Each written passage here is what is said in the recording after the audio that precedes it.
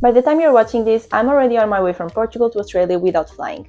And since I don't have much money, the idea I came up with was simply, I'm gonna share this trip on YouTube and Instagram in hopes that I can monetize it as fast as possible. I spent the last 4 to 5 months studying this platform's algorithms and building what I believe to be a pretty good social media strategy. And today, I want to share my detailed plan with you.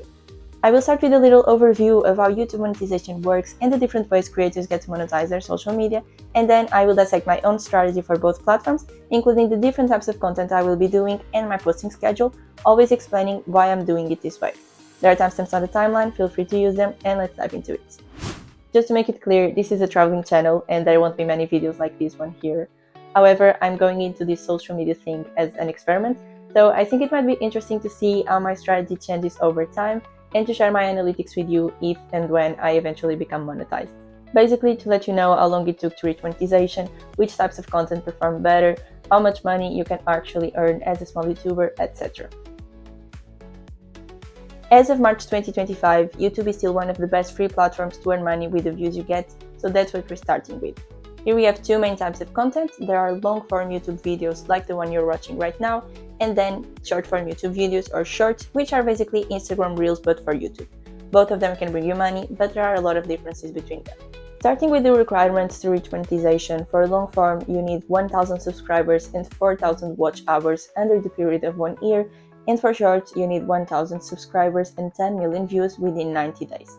In general, most people tend to struggle with the watch hours/views and reach the subscriber count way earlier. Once you reach these numbers for either long form or shorts and take care of everything YouTube tells you to do, you can activate your AdSense account and start earning money from both your long form and short form videos. Now, how much money you will make for each video is highly dependent on a bunch of variables, including your niche, the number of views, and the length of your video. Basically, for each 1,000 ads that are shown to the viewers, the advertisers will pay YouTube a certain amount, which is called the CPM or cost per mil.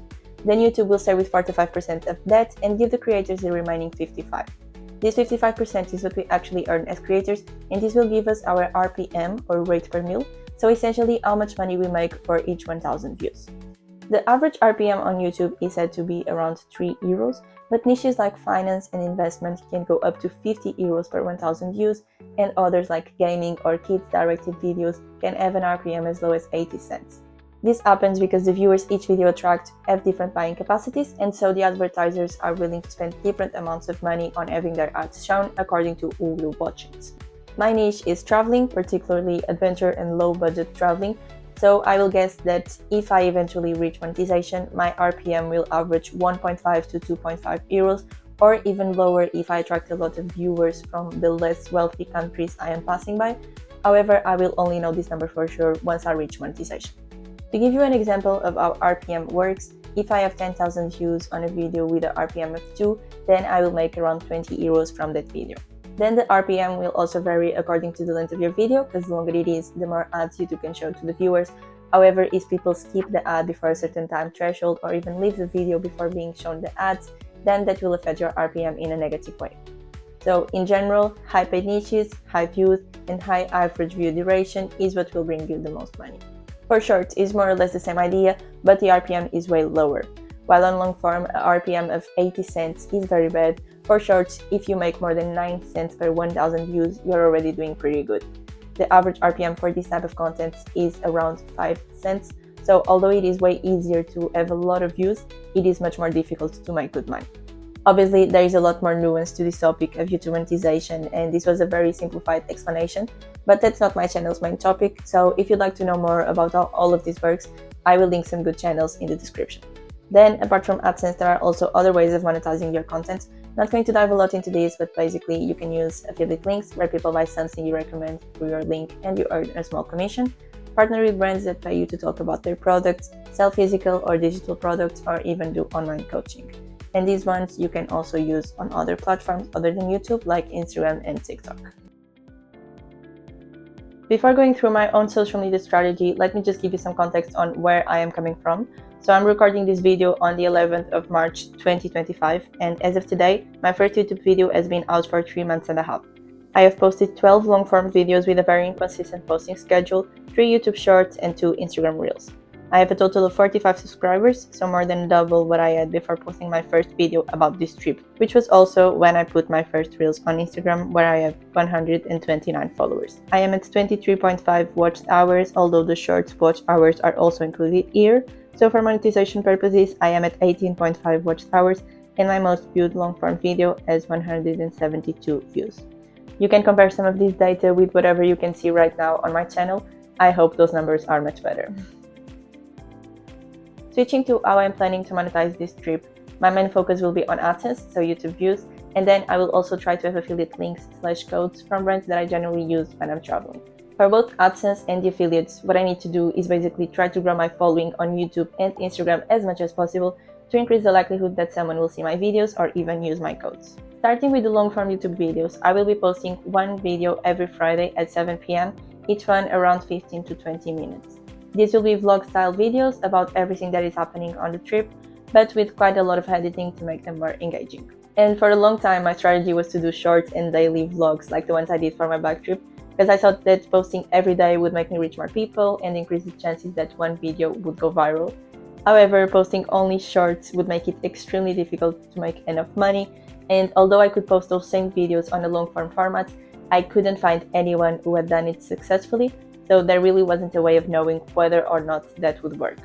Then I think it could also result in a lot of similar vlogs in a row, because I volunteer a lot and quite often the weekdays look more or less the same. That could make the videos less interesting for the viewers, or even cause me to stop posting every day, resulting in an inconsistent posting schedule, which YouTube doesn't love.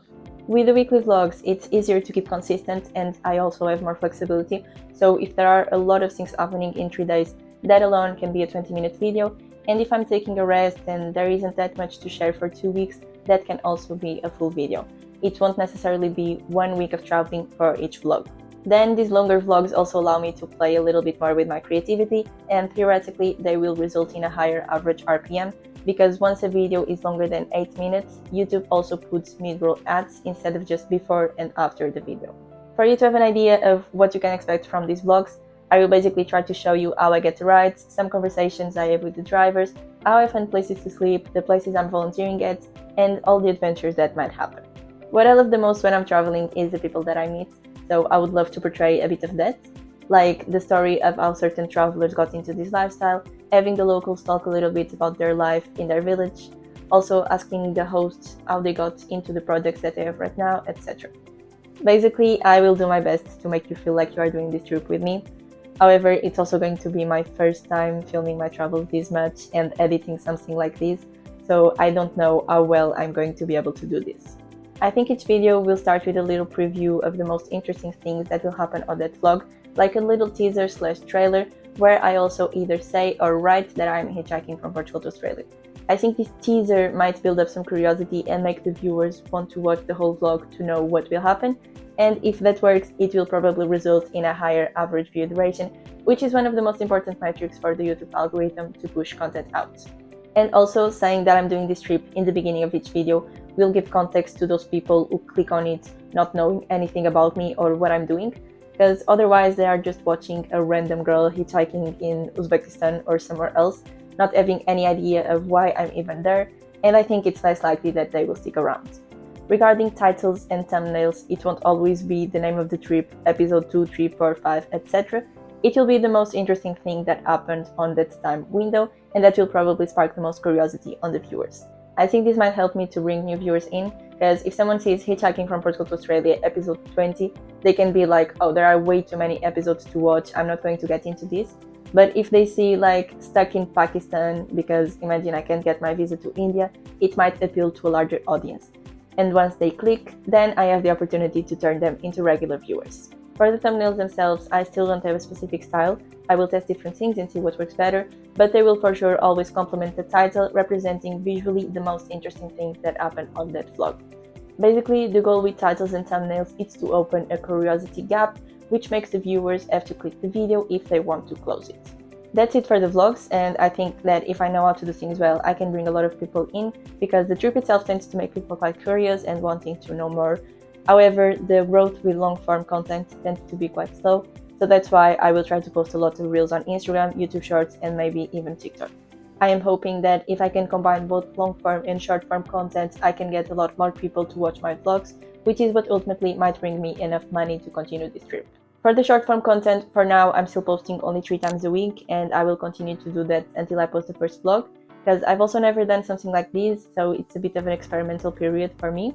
Basically, I want to see how well I can handle all of this and whether or not it is feasible to post once a day, if I can only do 5 a week or even less. Because although the more you post, the better it is for engagement, at the end of the day, what matters the most is that you can bring quality content and do that consistently. That being said, I will be doing 3 main types of reels.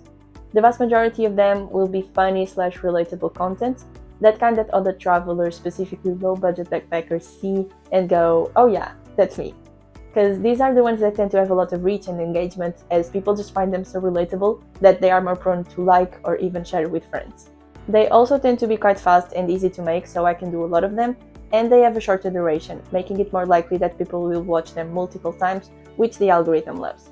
Then every Friday, the reels will basically be the teaser/trailer of that week's vlog, so that people from these other platforms can see a little bit of what the vlog is about and hopefully become interested and come to my channel.